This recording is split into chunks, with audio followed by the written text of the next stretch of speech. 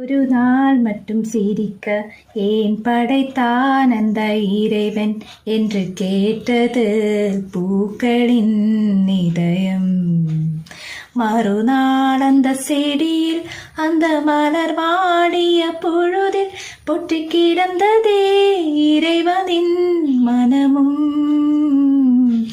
ஒரு நாள் மட்டும் சிரிக்க ஏன் படைத்தான் அந்த இறைவன் என்று கேட்டது பூக்களின் இதயம். கண் பார்வை பறித்து என்னை காண சொல்கிறாய், பெண்ணீரை ஊற்றி ஏன் பூக்கள் சொல்கிறாய். ஊமையாய் மாற்றியே வாழவும் கேட்கிற நான் சரியா இல்லை தவறா? நான் கனவு எழுதி கலைந்து போன